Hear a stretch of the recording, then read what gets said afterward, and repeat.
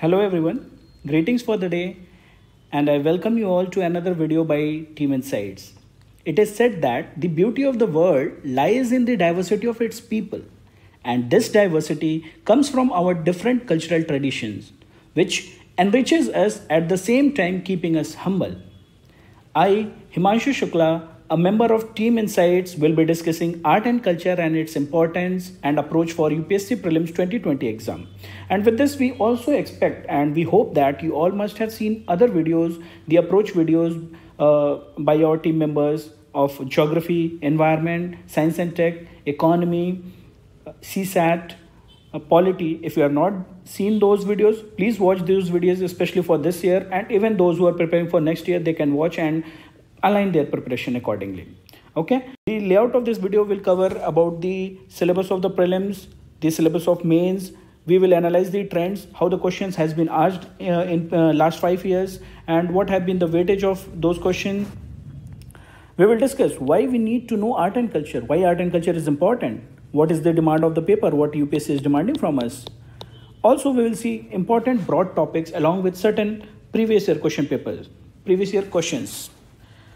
Also, we'll see on the basis of all these factors, all these topics, what should be our approach for prelims 2020, what we should do, what mistakes we should avoid, and how to approach, how to go for notes making. Okay, so let's start for today. Let's start with the syllabus itself. The UPSC syllabus for prelims doesn't mention anything about culture. The word culture is not given in the syllabus. It only mentions that history of India and Indian national movement. Okay, it is very much known and it is very much accepted that art and culture is integral part of history. You need not to know art and culture separately. While reading history, when we read ancient history, medieval history, modern history, we come across the different cultural aspects, and in the same way we have to integrate and learn them. Also, the second point which has been mentioned in prelim syllabus is that current events of national and international importance. So whenever we are dealing with national importance, current events of national importance, definitely the news which was there related to current affairs, that we have to cover. But when we see the main syllabus, we can analyze that the main syllabus clearly mentions about the art forms, the literature, architecture, and that too from when. It mentions that from ancient to modern times. So we have to cover all these dimensions, art, literature, and architecture. Further, there are divisions. In art, we need to know different types of art. So we will discuss that. So we have to cover that right from our ancient, so you can call it from Indus Valley civilization till modern times. So you can call it that till contemporary times. Okay. So this is the syllabus. Okay. Next, let's see what is there. We'll analyze the trends. Trend analysis, we are analyzing the trend of last 5 years, started from 2015 till 2019. And the number of questions which has been asked was 14 in 2015, 17 in next year, 14 in next year, and 21 in 2018. And again, it was 15. So what will be the number of questions which will be asked this year? That is, nobody can guess. And we have to keep in mind that on an average, there are around 16 questions which has been asked. So 16 question means 16 into 2, 32 marks. And 32 marks matters a lot when we have to consider 32 marks out of 200. So the idea is that we should not leave any subject, we should not ignore any part of the syllabus, and we should not go with the preparation or with the mindset that, okay, I will attempt the questions from polity or geography, or yeah, I'm good at environment, so I will handle those questions. No, you cannot go with that mindset. Prepare well for all the subjects, don't leave anything, and then only you can excel, you can clear the cutoff. And that too, when you are targeting for forest services, the cutoff is high, so you have to consider all the things. So the sufficient seriousness and attention has to be given. You cannot ignore. Ignoring art and culture, or for that matter any component of the syllabus, is so not very good. Okay, so next we will see the very important question, that why to read art and culture. Why shall we know art and culture from an individual point of view, or for us from a civil servant point of view? So here I will ask one question from all of us, including myself. I will ask this: am I a civilized person or a cultured person? Okay, so here two components have been highlighted: civilized and cultured. So who are we? Are we civilized? So there are certain, basically the question is asking you to differentiate between civilization and culture.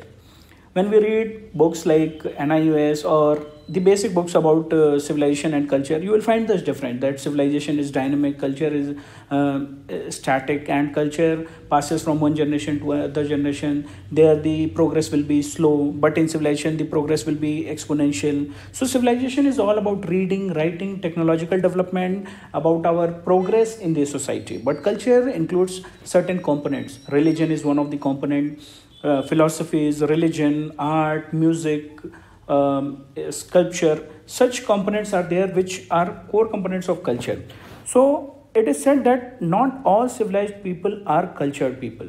Okay, so if a person who practices, who carries those cultural components, can be called as cultured person or cultured people, but not all civilized people are cultured people. Okay, let's see that why art and culture is important for an individual. Art and culture from individual mindset, why it is important? Because it gives us identity. So first thing which we should know, that it gives us identity. Second, it helps us in identifying our history or our past. Okay, we become familiar with our past. For example, every family has a different culture with respect to cuisine, with respect to dress, with respect to language. Even the way of worshipping and performing ritual varies from one family to other family, be it in the same culture itself. Okay, and the third thing, it keeps us grounded and humble, along with making us proud for our own culture. So it gives us certain value system. Okay, humbleness, it keeps us grounded, and every culture has different set of values which varies from one culture to other. Keeping this in mind, now we shall ask another, that why art and culture, why reading art and culture is important for a civil servant, why a civil servant should know about the cultural heritage of the country. Because it helps in creating awareness. So awareness is a first component. It helps in understanding the diversity, right? It makes us sensitive towards different culture, right? So there are two important keywords which we generally don't read in art and culture, but in other subjects. One word is ethnocentric approach and other is cultural relativism. Ethnocentric approach says that when we analyze from everyone from one lens or from our own lens, then that is ethnocentric approach. According to us, this thing is right, or according to us, this thing is not right, not correct. But cultural relative approach says that, okay, we are different and the other people are different. Our culture is different, other culture is different. And accordingly, they accept the differences in the culture. And accepting the difference in culture makes you a different person. It makes the society different, right? So cultural relativism helps in developing the empathetic attitude. Thus, the administrator, be it in future you as a civil servant who will administer the country in through all different services, you will be able to administer the country in more inclusive and better manner. So it changes your attitude, or it shapes your attitude. It develops your value system. So values and attitude are shaped by the society or the culture. And of late, the interest in cultural heritage has developed even through the government policies, the schemes, and it is helping in soft diplomacy. So soft diplomacy is another dimension, right? It is helping in developing the economy for exotic things like tribal products. They are seeing a different market itself in the, they are seen as the exotic products. Even the new projects of the government like Swadesh Darshan scheme is there, Prasad scheme is there. So such schemes are coming up which are focusing on utilizing this cultural component for the economy, for the tourism purpose, or for that matter even it helps in forex also. Okay. Even the another component is UNESCO heritage sites. They are developing. So on international platform, we all these things matter. That okay, UNESCO is recognizing how many heritage sites in which how many countries. For example, in India there are 38 heritage sites which has been recognized by UNESCO. Okay, so for a civil servant it matters a lot. Now the question comes, if it matters for a civil servant, then of course UPSC will ask a question on these on this subject. So what UPSC is demanding from us, what UPSC wants to ask through the civil services examination.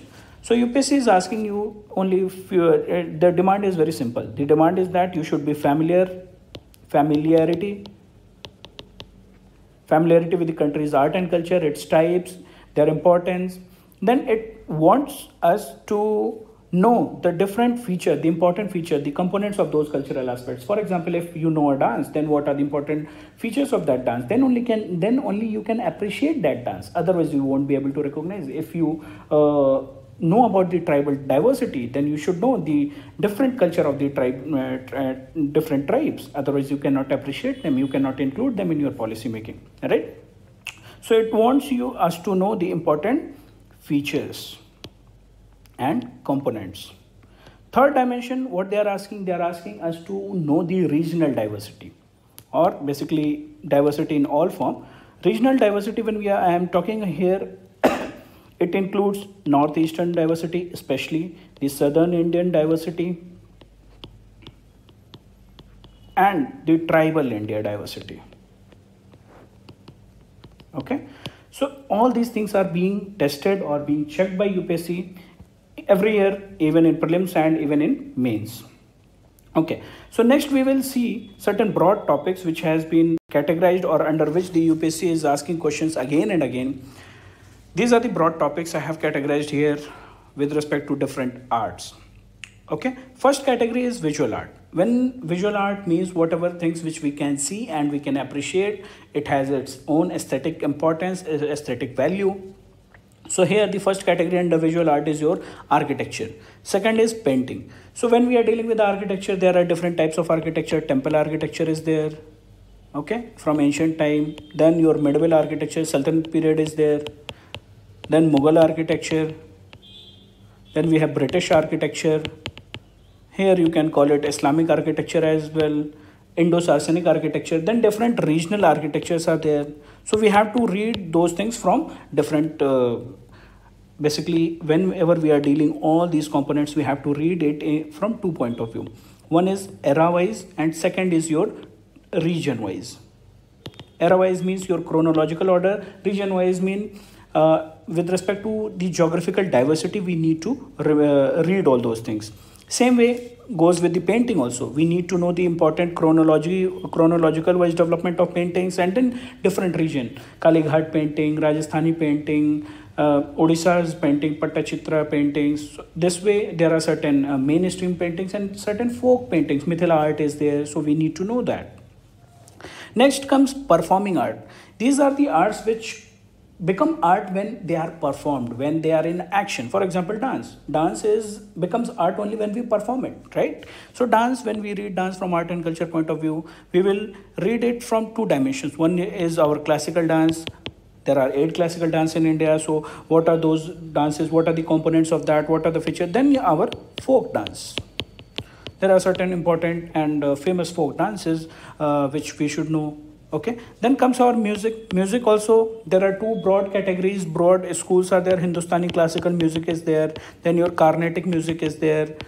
So we need to know what are the differences with respect to ragas, with respect to the practices, with respect to the your music equipments. Okay, martial art also is a kind of performing art. Martial art, earlier the purpose was of defense. Now we are seeing it as important and integral part of the this culture. So Kalaripattu is there, Silambam is there. So that way, sometimes UPSC in prelim they will ask, okay, match the following from where it belongs. The famous one we can mark, but again the regional ones or the things which are not in mainstream, that we should know so that we can easily eliminate. But yeah, knowing the mainstream also helps us in elimination in better way. Next art is our literary art, literature. So in literature, what we have to read about the mainstream literature, again from era wise, right? Starting from the Vedic era, what are the important literature, then Buddhist literature, Jain literatures. Okay, this way literature till date. Even the literature of Bhakti movement and this medieval period become very important. So again, era wise, region wise, we have to read the literature also. Next category is of crafts. So the crafts, in under craft, we have categorized it as sculpture, then pottery, embroideries we all know and we are very much familiar from different regions. The fulkari embroidery of Punjab, the chicken curry work of Lucknow, like that. Different region, different states, and different areas have their own specific embroideries. So we should know that, so that again it helps in appreciating the things. At the same time, in exam it helps us in elimination and reaching our answers.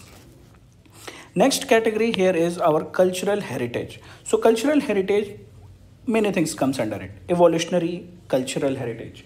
So with evolutionary point of view, we read the evolution of culture and the evolution of human along with their culture from Paleolithic, Mesolithic, Neolithic era, and parallelly what kind of cultural development has happened.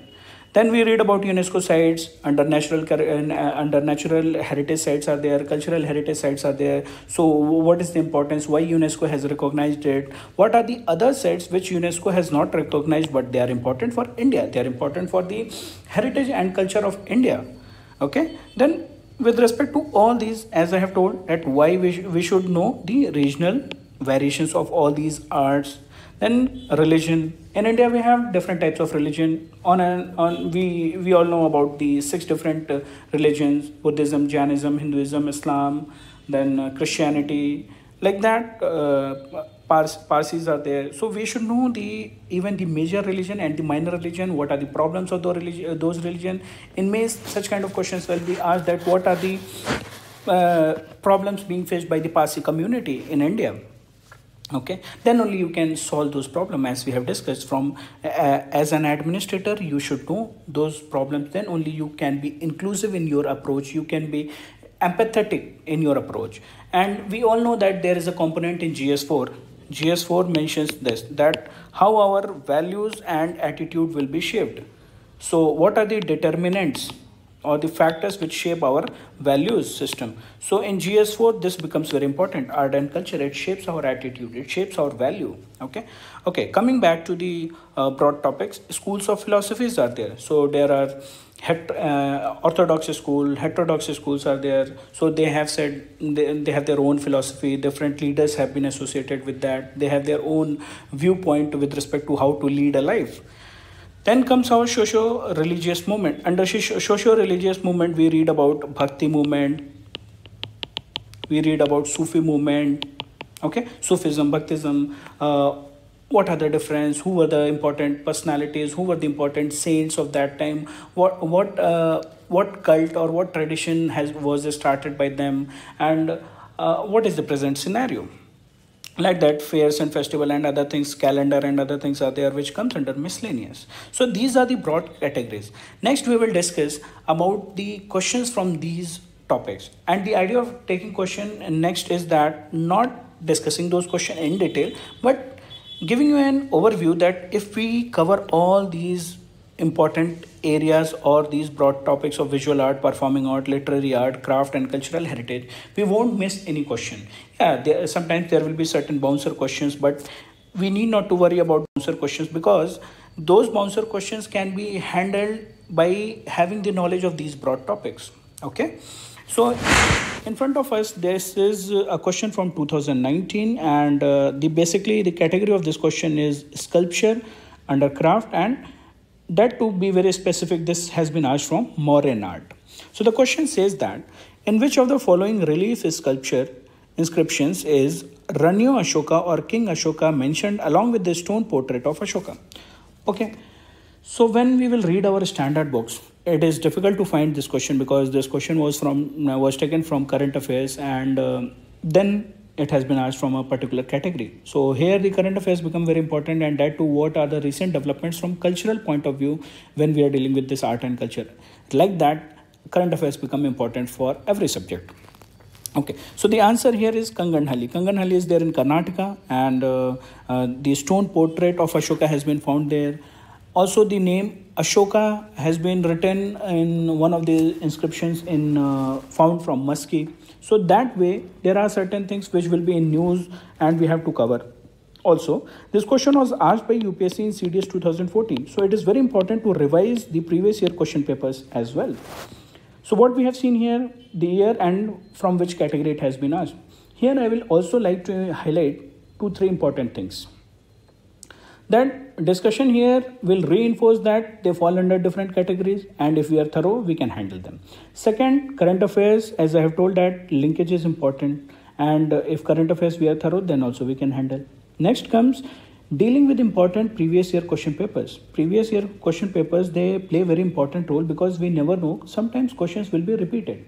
For example, in 2014, this question was asked that Buddha visited, there were 4 locations given, and it was asked that Buddha visited which of the following places. Okay, Buddha has visited which of the following places. So in that, 2 options were right.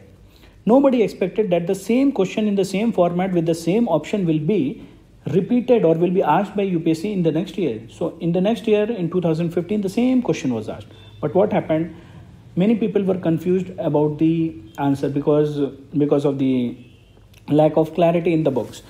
Okay, so the UPSC answer key, whosoever read, they marked those answers correct, and who didn't know about the answer, they left that question again, even after the repetition of that question in consecutive years itself.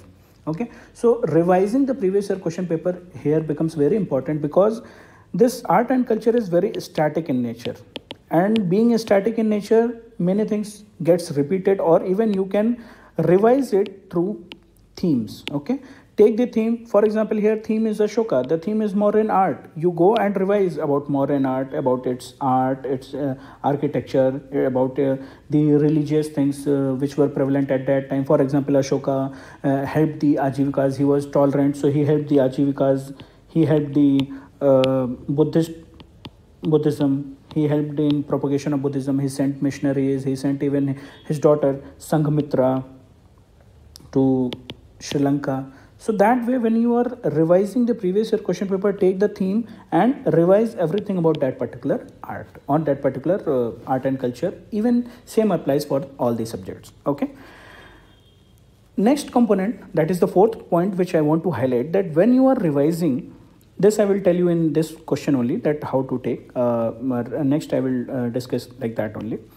Whenever you are dealing with the previous year question paper of any exam which has been conducted by UPSC, don't only limit yourself to the option which is correct.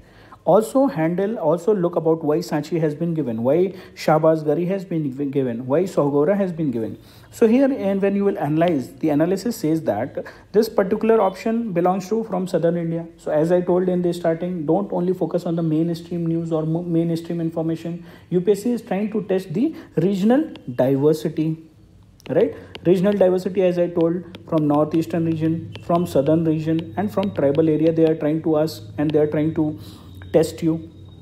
Sanchi is very famous, Sanchi Stupa is very famous, and it has its own importance with respect to architecture. So we read that, revise the things. At the same time, when you are revising the previous year question paper, revise what is the importance of Sanchi. Shahbaz Gadi, Ashoka was known for its erection of minor adits and rock adits, minor and major rock adits. Okay, so Shahbaz Gari is an important site, but it is in Pakistan, where certain rock adits has been found of Ashokan era, right? Then comes Sohgora. Sohgora is also important from ancient history point of view. One copper plate was found, inscription has been there from Ashoka era itself, and Sohgora is in UP, eastern part of UP, near Gorakhpur. Okay.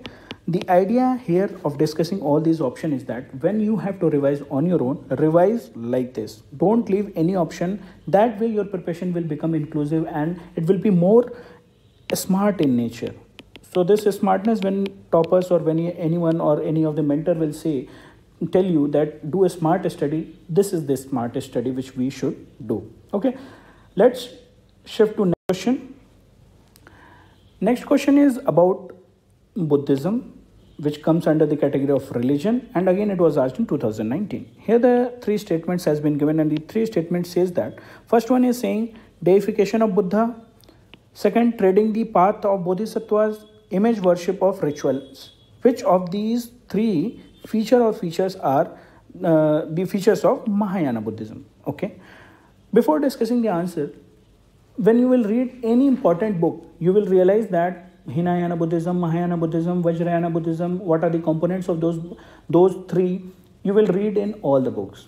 And sometimes current affairs will be in news, like Amravati is being developed as a capital. Then what are the important features which of Buddhism which has been discovered from there, the sites which are important. So that way you have to cover the current affair aspect of the particular topic as well.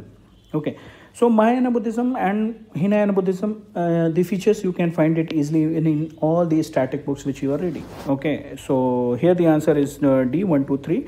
And Hinayana Buddhism, they were basically the old followers, or they believe in the traditional teachings of the Buddha, and they don't believe in this ritual or personification or the image worship. Okay, so that way Theravada, Hinayana Buddhism, they are the differences are there. So when we read about the different sects and different divisions, their literary works, their history, and accordingly we read about the culture. So here we saw that things are falling under the category of religion, and if we focus all the important religion, this question can be easily handled. Next question about architecture, which comes under the Vijayanagar. This question is saying that building Kalyan Mandapas was a notable feature in the temple construction of which kingdom? So this, when you will read even the new NCERT or old NCERT, even if you don't read the NCERT and you cover the different dimensions of the art and architecture or the history aspect also, you will realize that this was the important feature of Vijayanagar Empire. And Vijayanagar Empire was a very important empire during medieval period. Okay, so dealing the important components, for example, they were known for their raised pavilion, they were known for their Dasara celebration, they were known, there was Mahanavami Dibba, which was important, where the important Dasara festivals were celebrated. So this way, even this can be handled, this kind of questions can be handled very easily by reading the basic books. Okay. Next comes question 4th, which says that consider the following statements. Saint Nimbarka was a contemporary of Akbar.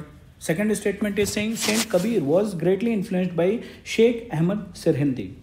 So this question will fall under the category of movements, and that to Bhakti and Sufi movement, where we read about different personalities, different leaders who have contributed from different regions. So in the new NCERT, a chart has been given. At the end of the book, a chart has been given where it is written timeline and the personalities and the region from where they come. So timeline 15th century, 13th century, 15th century, 18th century, who were the important people and from which region.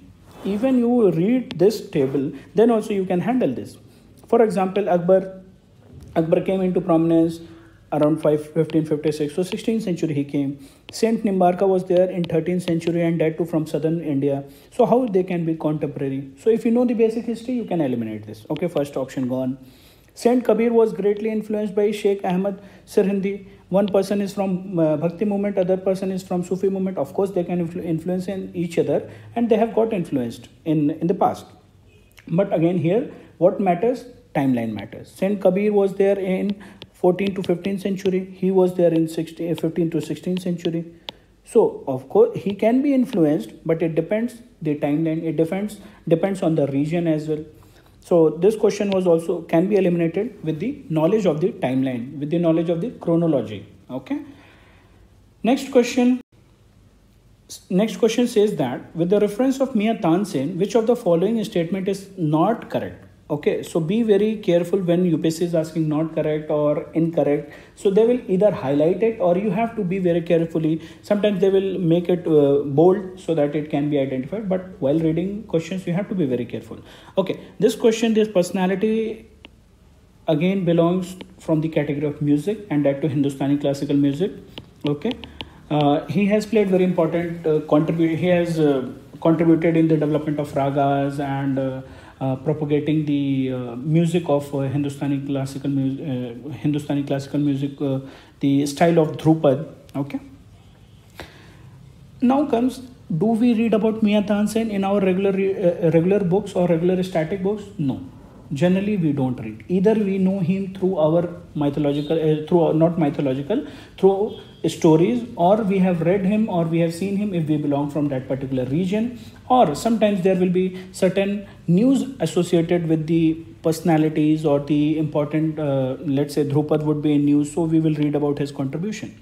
So the idea here is that if such question comes, either try to eliminate on your common sense. For example, Tansen invented many ragas. Yes, he can do so because he was one of the early practitioner of Hindustani classical music, and he has contributed a lot. Okay, so he developed this Miyaki Malhar, Miyaki Sarang. So on the basis of different parts of the day, he developed many ragas. He composed songs on his patrons. So this is a common sense that whenever any person or any musician was there and serving under any ruler, of course they will sing songs by praising them. Okay, so this is a natural question. Tansen composed Drupad on Hindu god and goddesses. Now this option, you cannot easily eliminate until unless you know whether he contributed in Drupad or not. Okay, if he contributed in Drupad and if you don't know the real name, you cannot eliminate this option. So again, certain knowledge is required. That too, when you are reading the historical components or when you are reading the static things, then you will read such contribution. So, but yeah, this statement is right because Drupad is one of the style of Hindustani classical music, and this music is basically spiritual in nature. So when it is spiritual in nature, then certain composition will be there on god and goddesses as well, right? And it is one of the oldest style associated with Hindustani classical music, and it has been mentioned by Bharat Muni's in Bharat Muni's Natya Shastra also. So this way, this statement is also right. Now the question comes: Tansen was the title given to him by Emperor Akbar. Emperor Akbar, we know that Tansen was one of the 9 Navratnas of Akbar's court.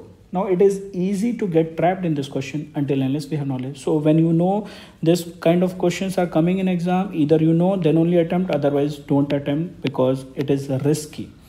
Okay, attempt those questions where you can eliminate. Here either you know the information or you don't know the information. By the way, this option is wrong, and this question, the name Tansen was given to him by Raja Vikramajit of Gwalior. And basically Tansen served under the Raja Ramchandra Singh of the king of Rewa. Rewa is on the northeastern part of MP. So Gwalior is also in MP. So the name or title was given by Raja Vikramajit of Gwalior. Okay, next question, we'll see that this question belongs from the topic or category painting, and that too specifically from the Mughal paintings. This was also asked in 2019. The question says that who among the following Mughal emperors shifted emphasis from illustrated manuscripts to album and individual portrait? Now when we read about paintings, we are very much familiar that manuscripts are very much important component of the Mughal paintings. Humayun, he brought 2 artists from Persia, and then Akbar started propagating this miniature paintings through Hamza Nama, Tuti Nama, and like that many projects he started.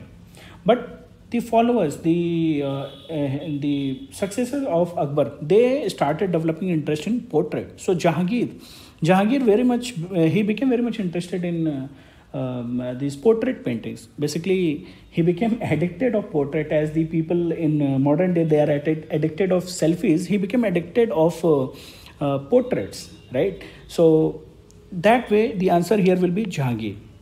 And he went for a portrait of himself, portrait of his important projects like Jahangir Nama and all, where on various themes, individual portraits, fights, all those things, they flourished in those times. And basically, if it is said that painting at that time flourished and evolved during the times of Jahangir.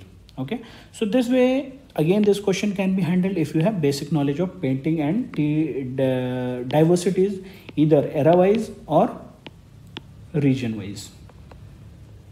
Okay, next could be based on, okay, one more thing. Here I have taken only questions on the this from art and culture. In the trend and analysis, I forgot to tell you one thing. Those average 16 question or 14-15 question whatever are being asked, they are coming from history as well as culture. As I told you that history and culture, they are integrated. We cannot separate them. So 7 to 8 questions will be there from art and culture, and including history it will be 15 to 16 questions were there. But again, even in those historical history questions as well, they will give one component where you can eliminate on the basis of your knowledge of culture as well. Okay, so they both are integral, so don't separate them. But here specifically I have taken art and culture questions which belong to the categories which I have discussed. Next question belongs to the category of religion, and that to Jainism. This question was asked in 2018. So the analysis is like that: alternatively Buddhism and Jainism they are asking, and even in the same year they will ask some of the feature from Buddhism, some feature they will ask from Jainism. So Buddhism and Jainism becomes very important. Bhakti and Sufi movement becomes very important. Mughal art and architecture becomes very important. Present day Vijayanagar architecture is getting importance in UPSC questions. That is also very important. Of course, the British is modern time is important. So that way you have to highlight certain areas within these broad topics also, which UPSC is asking again and again. Okay, let's see this question. With reference to religious practice in India, the Sthanak-Vasi sect belongs to. Okay, I can give you the answer, but before that I will tell that whenever you are reading about such religion, read about the sects, the different sects, the practices, the important leaders, what they have said, what are the important literature of different sects as well. So this Sthanak-Vasi belongs to Jainism. When you will read about these sects, you will read about Shvetambars, you will read about Digambars. When you will further read that Digambars have certain subsets, and the major subsets are Sthanak-Vasi, Therapanthi, like that. There are certain major sects as well within Digambars. Okay, and time to time again you will read about certain current affairs like Santhara will be in news, then Mahavir Jayanti will be in news, and your Shravan Belagula, the statue of Bahubali is there, so that is important. Gomteshwara Bahubali, so that statue is important. So always some or the other news will be there with respect to current affairs for all the religion, about practices, about festivals, which we should know. Okay, and that way UPSC is also focusing, whether you are aware or not, whether you know the diversity, where you know your current affairs. Okay, let's move to next. Next question is saying, with reference to the cultural history of India, consider the following statements. White marble was used in making Buland Darwaza and Khaka at Fatehpur Sikri. Red sandstone and marble were used in making Bada Imambada and Rumi Darwaza at Lucknow. So of course, again, if you analyze this question, category wise it will fall under architecture category and medieval, because this Fatehpur Sikri and Buland Darwaza belongs to the era of Akbar and Mughal emperor, and this Bada Imambada and Rumi Darwaza, it belongs to Nawabs, the city of Nawab Lucknow, and it belonged to 17th century. Now the idea is how we can be familiar with such things. We can be either familiar if we read very much in detail, which is not possible because we read on the superficial line, okay, what are the important cultural features or the important architecture of that period. We don't read what have been used. We read, but not in this much detail. Okay, next is either you have visited these places, then you can recall. But again, when you are visiting those places as a tourist also, whether you are that much keen, you have that keen observation or not. Then comes that we should ask again a question from us, that why art and culture is important for an individual. So developing that keenness or that interest is important. So basically, if we conclude, this kind of question we cannot handle until unless we are very much sure. Okay. See, white marble was used in making Buland Darwaza. When you will see the images of Buland Darwaza, even the people who have visited Buland Darwaza, the Buland Darwaza looks in, it is made up of red sandstone. Okay, it is made up of basically red and buff sandstone and decorated with white marble and black marble. If you go by that knowledge, then you will say, yeah, Buland Darwaza has white marble. But the question here is, one important thing they are saying, and Khaka at Fatehpur Sikri. Khaka is basically Salim Chisti's home in Fatehpur Sikri. If you know this information, and you also know another information, that tomb of Salim Chisti, which is there in Fatehpur Sikri, that tomb is made up of white marble. So easily you will get confused and you will mark this as the right option, but UPSC has given the option as neither one or two. So the option here is neither one or two, and we'll get confused by saying by thinking that okay, white marble has been used. Again, the next statement, red sandstone and marble. Those who have visited or has seen Rumi Darwaja in movies, nowadays it is coming in. It has been featured in many movies, which has been shot at Lucknow. So you can easily eliminate that red sandstone and marble has been not used in the architecture which has been built by the Nawabs of Lucknow. Okay. So observation, reading in detail matters, but if you don't know, you can safely ignore these kind of questions. Next question is about, with reference to Indian history, who among the following is future Buddha, who is yet to come to save the world? Again, the category is religion, and in the same year 2018 they have asked from Jainism also, and the category is here Buddhism. Now, these people were known as Bodhisattvas. Bodhisattvas in Buddhism are people or the person who is on path to attain or towards Buddhahood. And time to time they have been shown in the Buddhist paintings or architecture. They have been shown. And this particular Bodhisattva, Avalokiteshvara, he is very famous one. He is also known as Padmapani. So Padmapani is again another option given in the answer. He is known as the lotus bearer. He is known for compassion. In one of the paintings, he has been seen as the protector of Padmapani and Vajrapani. They are the protector of Gautam Buddha. Compassion. He is known for his compassion. So these two options has been eliminated because they have been already been personified or picturized in the paintings. Next two statements are there, Lokeshwara and Maitri. So of course, if you don't know this answer, you cannot mark it. These kind of question can be bouncer for you. But before leaving such kind of question, try to eliminate. If you know this, if you have read this, and if you are reading the basic books, the NCRTs and the architecture books, the content material, definitely you will read about Avalokiteshvara and Padmapani. So you can easily eliminate these two options. Now comes Lokeshwara and Maitri. Sometimes across in news or even in the books, it has been mentioned that Avalokiteshvara itself is known as Lokeshwara which is his different name in different region. If you know this, if you have this information, then only you can eliminate it. Otherwise, you will be stuck in two options. But yeah, sometimes it has been mentioned in few of the books that Maitri, he is known as the future Buddha, who will be seen as the successor of Gautam Buddha. It is said that he will arise when the water in the oceans will increase, and he will come with a kumbh or earthen pot in his hand, and he will save the world.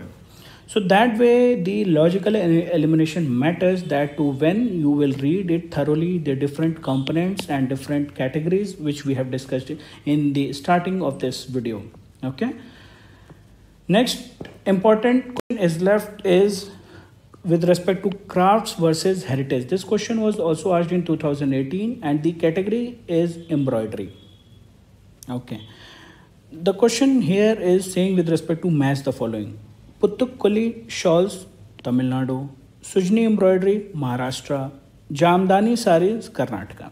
Okay. Now you have to tell the answer which one of the above is or are correct. The answer here will reach the answers by elimination. Jamdani sarees, they are not from Karnataka. They are from AP. But again, it depends whether we are aware or not. Then Sujni embroidery, not from Maharashtra. They are from Bihar. So the option, if we remove 2 and 3, then we are left with only 1. But reaching this logical conclusion requires knowledge about this. So this knowledge will come from current affairs.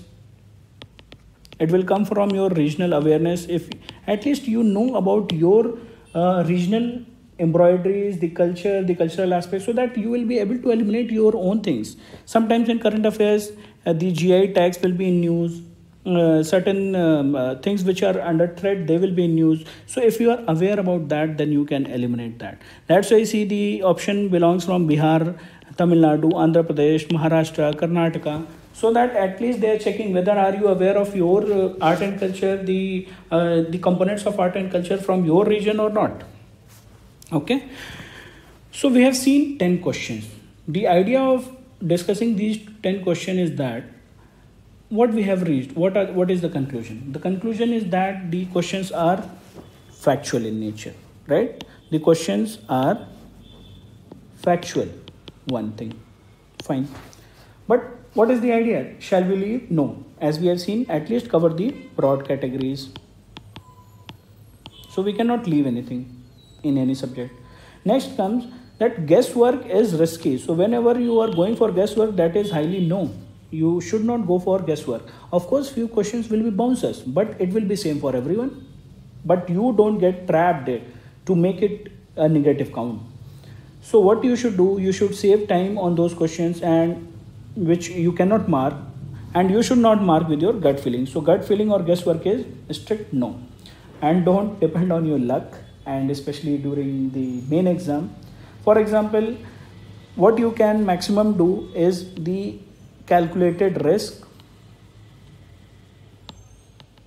or you can call it intelligent guessing, intelligent guess. Here in embroidery, if you know the things, you can eliminate. But again, these intelligent guesswork or calculated risk will come with practice. It will come with how many questions you have solved. It comes with what kind of revision you have done. Okay, so these important things become very important, the practice aspect and the revision aspect. Okay,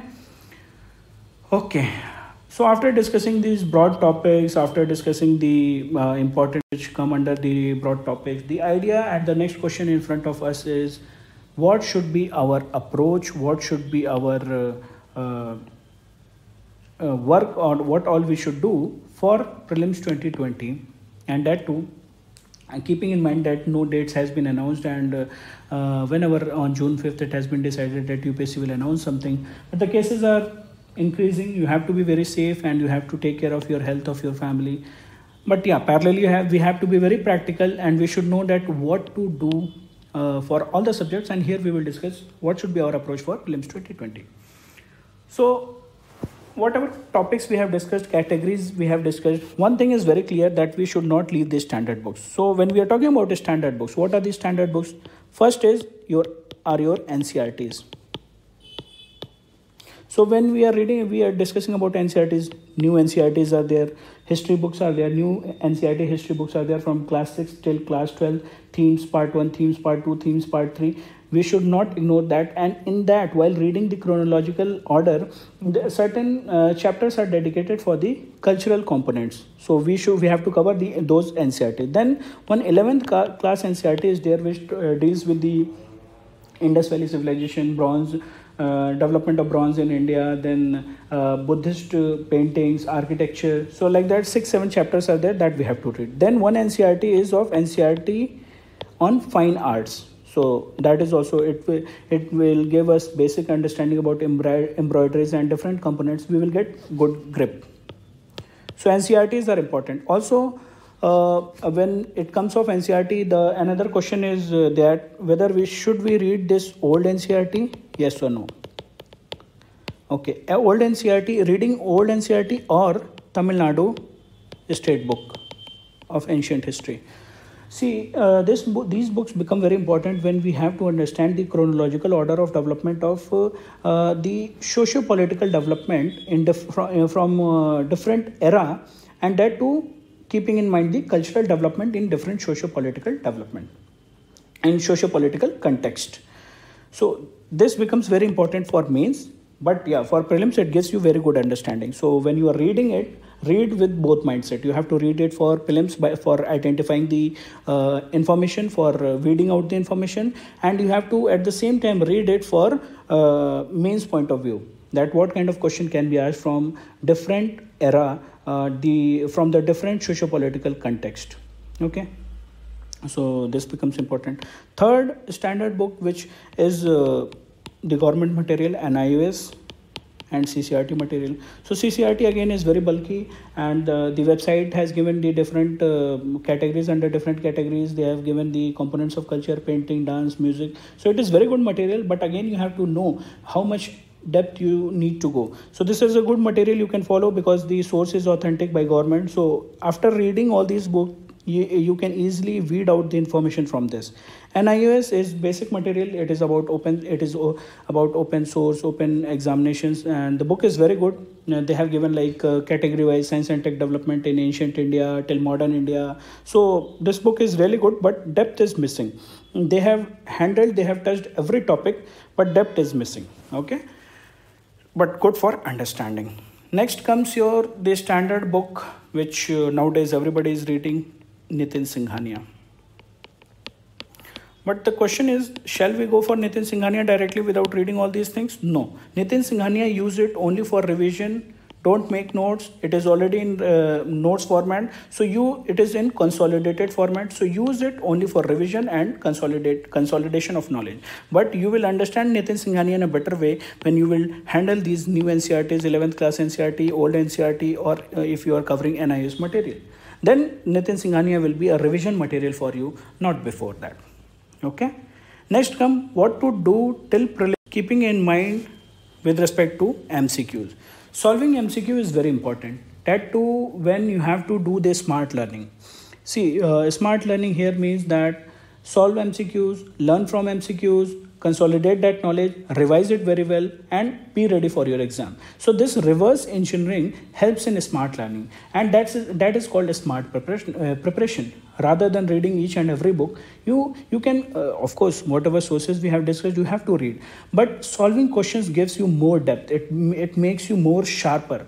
The knowledge which you will gain, it will be long. You can remember it for longer duration. So it is one of the smart way. Okay. Solving MCQ now comes from where you should solve, from where we should solve. So first source is the previous year exam, whatever exams UPSC has conducted with respect to civil services examination. So those at least 10 to 15 years question you have to solve. And that to art and culture is very specific in nature, very static in nature. So you can solve 20 to 25 years question as well. So the civil services examination previous year question paper. Second source is your other exams conducted by UPSC, which categorizes CAPF, your CDS, your NDA. These two exams are conducted by UPSC 2 times in a year. So basically you will have 4 paper from a year. Let's say 2018 will have 4 paper from these 2 exams, and they are very good question. Definitely those questions I have found that they are more they have more depth when it is compared with civil services examination. But yeah, to cover the theme, to cover the topic, to cover the information, they are very good source, and one should not miss it. Okay, so depends how much to solve. You can solve the last 5 years. Last 5 year will be sufficient. Next come the third source. Third source is the test series.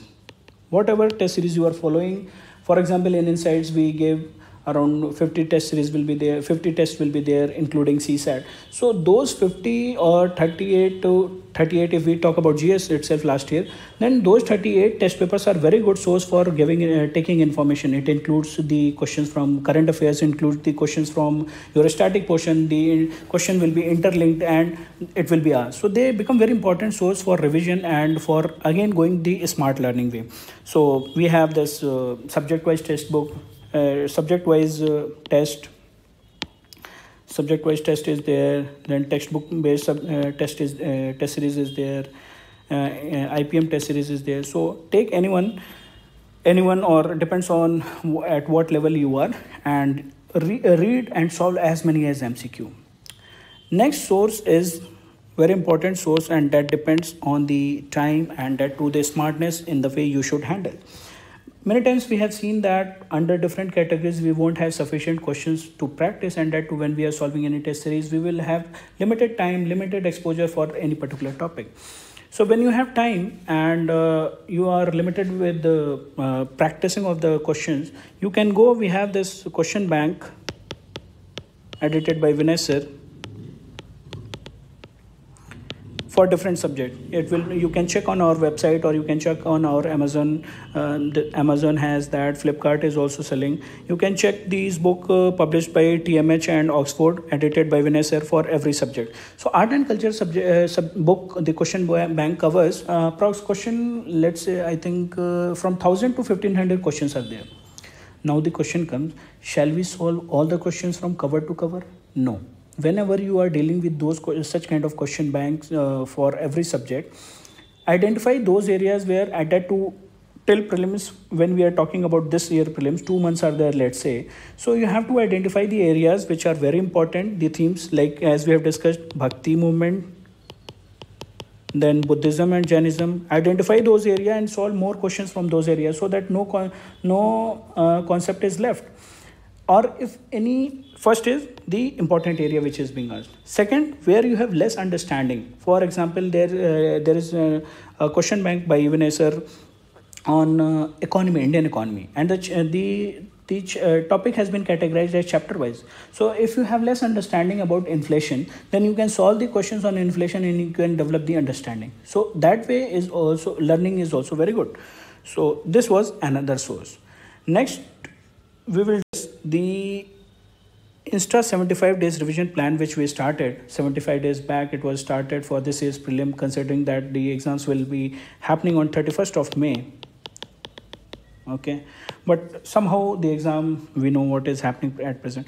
75 days revision plan focused for every subject, 3 rounds of revision, and in every 3 rounds we give 30 questions. So these 30 questions, they become very important for revision of different components. So take these 75 days plan, go back from January or whenever it was started, and you start taking those questions and start solving. So learn by solving those questions. They are not outdated, they are very much relevant. And yes, we have started this Insta revision plan second version till July, because now we don't know the date. So club these two sources and you will get very rich questions, which has questions from current affairs and static books. So you see once, then only you will realize its importance. Okay, and people are getting benefited. A lot of good feedback we are getting from Insta 75 days revision plan. So this is another source of question through which you can do this reverse engineering and you can learn. Next comes our current affairs. So what to do? What should be our approach for prelims 2020 with respect to handling current affairs? See, current affairs, when it comes, then first question is like how many years or how many months. So 1 year is sufficient. If you have time, then only go for next 6 months, and that to go backwards. Start from now May, go to April, then go to like this next last year June. But first cover 1 year, then go for next 6 months. So 1.5 years is sufficient. Then under different test series also we have covered, or whatever test series you will solve, they must have covered the current affairs aspect. Then you must be reading the magazines, monthly magazines. Those monthly magazines have different section of art and culture. Take the art and culture from there and revise it, right? And SATS monthly magazine is there. So if you revise from their art and culture section, those current affair aspect will be taken. Now the question comes, what to target in current affairs. So whenever you are reading current affairs, the focus should be on the anniversaries, whatever anniversaries are there, that we should remember. Then comes the anniversary of any historical events, okay, like 500 years of any architecture, and that we should read and we should be thorough about. Or Kartarpur corridor is there, it is related to Sikhism, then what is its important. Then Republic Day parade, RD parade, it highlights the cultural components of different region or different tribes. So that theme you have to revise. Okay. Then we have this government schemes. Government schemes will be there with respect to let's say Swadesh Darshan or tribal seminars will be there. GI tag recognition will be given. Then we have fairs and festivals which we should know. Then cultural aspects which are under threat. Festivals and the cultural aspects which are under threat. Sometimes news sites will be excavated by Archaeological Survey of India, so they have their own importance. So whatever categories we have seen in the starting, considering those categories in mind, read or cover the current affairs from all those categories, and then it will be holistic in nature. For example, UNESCO gives this recognition of cultural heritage sites.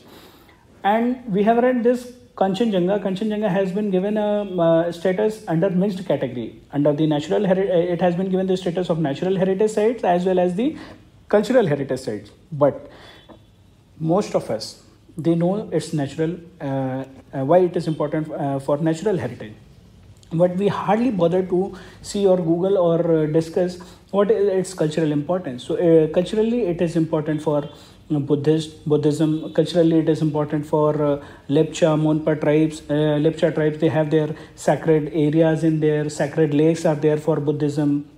So that is the important. Certain areas are there in Kanchenjunga National, inside Kanchenjunga National Park, which has the religious significance for these communities. So we should know the cultural importance of such kind of things. But it depends how inquisitive we are, how curious we are. Okay. So this way current affairs becomes important. Next approach, what to do with respect to avoiding the mistakes and how to go for notes making. So avoiding mistake is first mistake which we should avoid. Don't mug up. Mugging up art and culture is not advisable. Understanding it, the chronology, understanding the why aspect and thinking and linking is important. Okay. If you don't understand, if you don't relate yourself with it, you cannot remember it. And again, you will think that these questions are bouncer for you. Understand the chronology, that will be good. Don't have this target of making notes of everything. So notes making is not advisable, as we have discussed. Nitin Singhania is in notes format. That too, you will understand it better when you will read the NCERTs. And when you are reading NCERTs, just notes making point of view, write it on margins. Write on margins in NCERT. Okay, and notes making is not advisable. Yeah. So in the end, what mistake you should avoid? You need not to become material collector. You need not become material collector. You have to become district collector, right? And keep the source limited. Keeping the source limited is very important, because when you have the limited source, then only you can revise it very well. Revise, but don't become a collector of everything. That this magazine, that magazine, this coaching is providing very good material. So that way collection should be avoided. Okay, notes making. Before notes making, what you have to do? You have to go for visualization. You have to visualize yourself doing those components, or you have to feel it. Then you have to go for audio video methods. Audio video visualization. Whenever you are reading dance, open the YouTube, and if you are reading about Bharatanatyam or Odissi or Tribhanga posture, just see the images, see the videos, see the important components of Kathak, how they are being performed. So video plays very important role in creating a good impact on the memory. Okay, and whenever you are going for notes making, try whatever sources we have discussed, just consolidate them. Consolidation doesn't mean that you have to make the new book for yourself. Just note down important keywords, important features for revision, for mains and for prelims as well, and keep revising them. Okay, but it has to be done only for revision, not like fresh for reading each and everything. Okay, so this is what we should do for this year prelims, and that's what I wanted to discuss. So the key mantra, whatever we have discussed, like what to do, what should be our approach, the key mantra which we should follow is that first we should read from the sources, from the current affairs, your static books, your current affairs, we should read. Then comes your visualization, as I have told, through audio methods, through the discussion, or by visualizing. Close your eyes and visualize, and just think how you feel, how the artist will feel, and see the videos and visualize. The visualization component is important. Next comes revision. Whatever you have read and whatever you have visualized, revise it so that it will be you will be thorough with those things. But after all these three, what you have to do, you have to solve as many as questions we have discussed. We have discussed around 4 to 5 sources, including Insta's 75 days revision plan questions. You will get a lot of questions. So solving is one of the smart learning, one of the reverse engineering method which we should do. Okay, so solving is another important. Solving previous year question paper, solving MCQs for prelims. Okay, next comes what you have to do is that internalize. After reading, visualization, revising, solving, you have to internalize whatever you have learned. Internalization comes with giving some time the information, giving time to the knowledge with yourself. Invest some time, internalize it, think about it, and think what are you how it will feel. So internalization becomes very important when you have to enjoy the subject, when you have to remember it. Okay, so enjoy the subject, remember it, and internalize it, then again read, and of course after that the information will be there for always, forever in your mind. Okay, so this is the key mantra. Do it and definitely you will be successful. Okay, so that's it. Thank you all of you, and my advice will be start from today. Follow the whatever has been we have told, we have discussed here. Make a systematic routine for all the themes. Take one theme at a time. Don't keep a very ambitious target that in 2 days I will cover whole art and culture. It depends on what kind of timetable you are following. It depends what kind of routine you have kept for yourself. But whatever it is, be accountable to yourself. Keep some external check. You can follow any plan. For example, Insta second version revision plan we have started. You follow any plan, but be accountable to yourself. Don't just waste time. But yeah, keep yourself accountable along with the practice of the questions. Okay, so that's all. Thank you and see you soon in the next video. Take care, stay safe. Bye bye.